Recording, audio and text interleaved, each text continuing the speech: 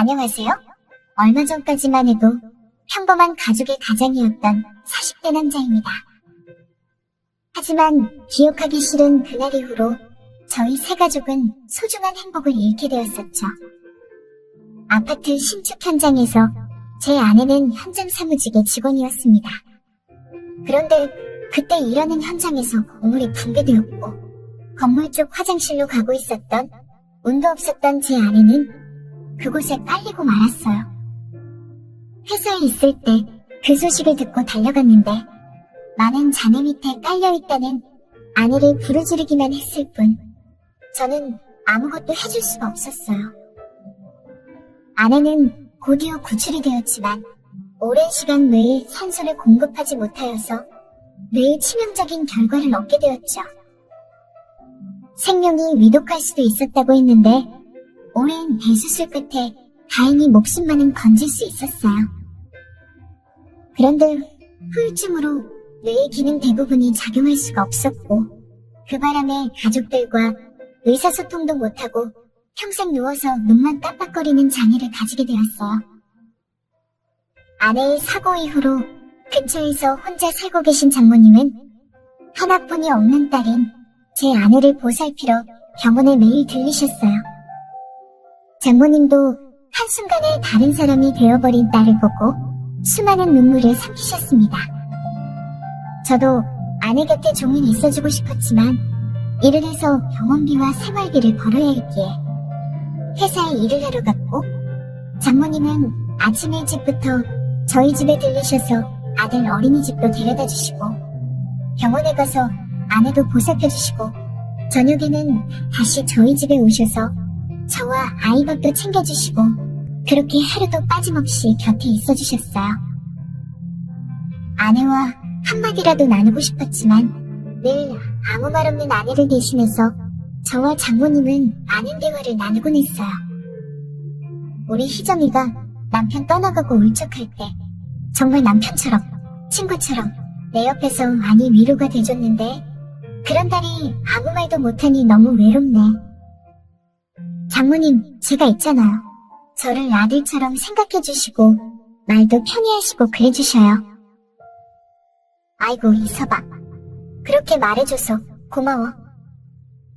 저는 아픈 아내로 인해 적적해지신 장모님을 위해 시간이 날 때면 같이 맛집도 가드리고 드라이브도 하며 장모님과 함께 시간을 보냈어요. 매일 뵙다 보니 사람 사이의 정이라는 것이 깊어지나 봅니다. 어느 순간부터는 서로의 얼굴을 보면 웃음꽃이 피어나고 있더라고요. 그렇게 얼마나 지났을까요? 담당 의사 선생님은 보호자의 동의에 따라 아내를 퇴원시키고 집에서 보살펴도 된다고 하시더라고요. 그래서 주의사항을 안내받고 집으로 아내를 데리고 왔어요. 아내가 정상인이 된 것도 아닌데 집으로 데려갈 수 있다니 기뻤습니다. 아내는 처음 불안했었던 호흡도 괜찮아졌는데 그래도 여전히 말은 할 수 없더라고요. 그래도 감사하게 생각했습니다. 시간이 흐르면 아내가 벌떡 일어날 수도 있지 않을까 하는 지푸라기라도 잡는 심정으로 희망을 가졌어요. 그렇지만 몇 달이 지나도 아내는 똑같이 누워만 있었고 저는 점점 희망을 잃어갔어요. 우울해하는 저를 위해 장모님은 힘내라고 어깨도 툭툭 쳐주시고 매일같이 들리셔서 제가 좋아하는 음식을 한껏 차려주시고 집도 청소해주시곤 하셨어요. 서로 힘든 걸 알기에 저와 장모님은 그렇게 말하지 않아도 서로에게 위안을 심어주려 애쓰곤 했어요. 어느 여름날이었어요. 그날은 회사도 쉬는 날이어서 제가 집에 있었습니다. 보니까 아내가 누워서 땀을 뻘뻘 흘리고 있더라고요. 말은 못해도 얼마나 덥고 찝찝했을까요? 이 더운 날씨에 누워만 있는 아내를 씻겨주기 위해 장모님과 둘이 아내를 안고 화장실로 갔어요. 가벼운 아내이지만 움직이지 못하는 사람을 들고 씻겨주는 일이란 정말 쉬운 게 아니었습니다. 현대야에 아내를 앉힌 후 제가 아내를 잡고 장모님이 바가지로 물을 뿌려가며 싹싹이 씻겨주셨습니다. 그런데 더운 날씨에 아내를 씻겨주시느라 장모님의 몸에는 땀이 줄줄 흐르더라고요. 그날따라 짧은 바지를 입으시고 상의도 축 늘어진 걸 입고 오셨어요. 그렇게 쪼그려서 분주하게 아내를 씻겨주시는데 자꾸 눈길이 장모님에게만 쏠리더라고요. 내가 지금 무슨 생각을 하는 거지? 하면서 다른 생각을 해보려 했지만 제 머릿속에는 여자 장모님이 자리 잡고 있었어요.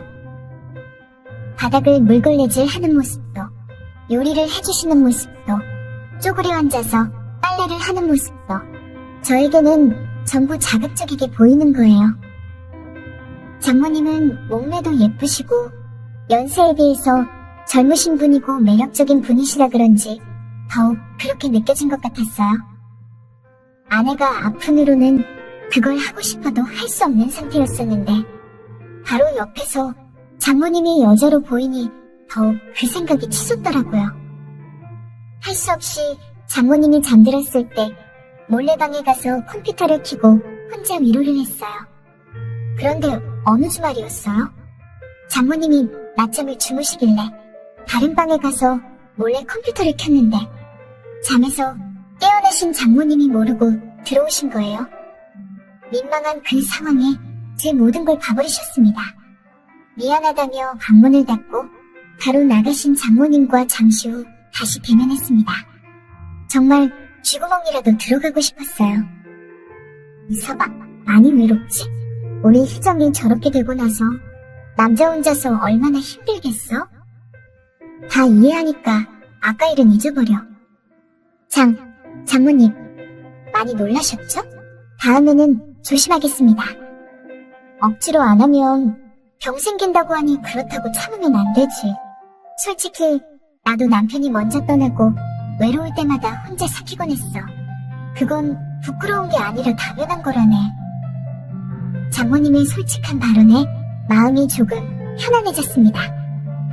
그런데 그 말을 들으니 왠지 기분이 이상해졌습니다.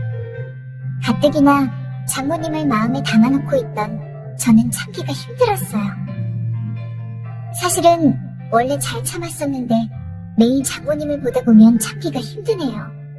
장모님이 너무 좋으신 분이고 늘 고마우신 분인데 제게 어느 순간부터 여자로 보여요. 이서봐, 그러면 안 되지 않아. 장모님을 좋아하는 것 같아요. 어떡하죠? 이서봐? 그렇게 저는 장모님에게 다가갔고 진한 키스를 나누며 그동안 참아왔던 장모님에 대한 사랑을 가득 채워버렸습니다. 처음에 이러면 안 된다고 하시던 장모님도 이제는 깜깜한 밤이 되면 안방에 먼저 오셔서 본인이 직접 꽉 안아주시더라고요. 놀랬습니다. 젊으신 장모님이 그동안 혼자서 어찌 견뎌내셨는지, 그동안 못 누렸던 한을 저에게 풀고 있는데 시도 때도 없이 만끽하시더라고요. 그래서 저는 그 이후로 장모님이 더욱 좋아졌습니다.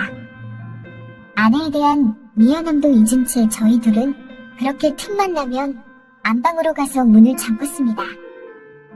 아내를 끔찍히 생각하던 저와 장모님이 이렇게 될 줄은 상상도 못했었는데 불행해진 현실과 서로의 타이밍이라는 게 참 예상치 못한 전개를 펼쳐가게 만들더군요. 한편으로는 평생 누워있는 아내가 제가 행복하고 즐거우면 이런 저와 장모님을 이해해줄 수 있지 않을까? 하고 생각하기도 해요.